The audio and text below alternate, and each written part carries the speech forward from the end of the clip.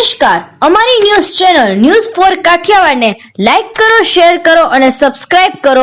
News for Kathiawad. નમસ્કાર.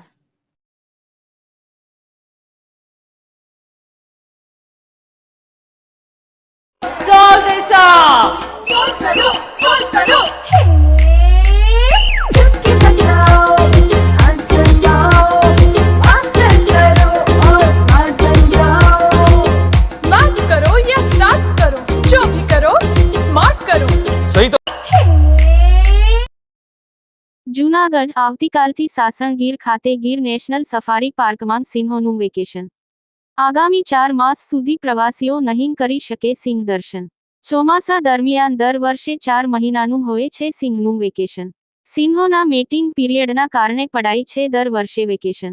જૂનાગઢ સ્થિત Girnar nature safari પાર્કમાં પણ રહેશે સિંહોનું 4 મહિનાનું વેકેશન. આગામી 16 ઓક્ટોબરથી ફરી પ્રવાસીઓ કરી શકશે સિંહ દર્શન. દર વર્ષે ગીર જંગલ સફારી છે એ 4 મહિના માટે બંધ થાય છે. એ આપણે 16 જૂનથી લઈને 15 ઓક્ટોબર સુધી બંધ થાય છે.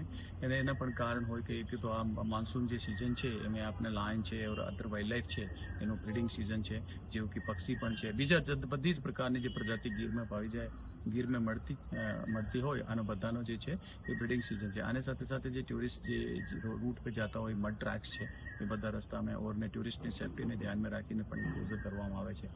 પણ એ ટાઈમ પિરિયડના દરમિયાન ટુરિસ્ટ જે ગીરમાં આવતા હોય આના માટે બીજી ફેસિલિટી ઊભી કરેલી છે, જેવું કે આપણે ધવલિયા સફારી પાર્ક છે અને ઈસ્ટર્ન સાઈડમાં આપણે આંબાડી સફારી પાર્ક છે. ધવલિયા છે એ સાલભર ખુલ્લો હોય. માન્સૂન એમ કહીએ કે આપણે મેન ગેટથી નહીં જાય તો એમ જ લાગે કે આપણે ગીરમાં જ ફરી રહ્યા છે. અમે બસ સફારી છે, જીપ્સી સફારી છે. જીપ્સી સફારીમાં પણ ઓપ્શન છે 4 સીટર છે, 6 સીટર છે, 8 સીટર છે. એ ગાડીનો લઈને જઈ શકે છે. તો જે વિઝિટર આ ટાઈમ પીરિયડ દરમિયાન ક્લોઝર ટાઈમમાં આવતા હોય તો એ સફારી પાર્ક જરૂર વિઝિટ કરી શકે. ઈસ્ટર્ન સાઈડમાંથી આવતા હોય તો એ આંબાડી સફારી પાર્ક છે એ પણ વિઝિટ કરી શકીએ છીએ. તો આ જો ટાઈમ પીરિયડ છે પાછો જે પાર્ક ખુલવાનો છે એ આપણે જો 16 ઓક્ટોબરનો પાછો ખુલશે. એટલા ટાઈમ પીરિયડ દરમિયાન પાર્ક જે છે એ બંધ રહેશે.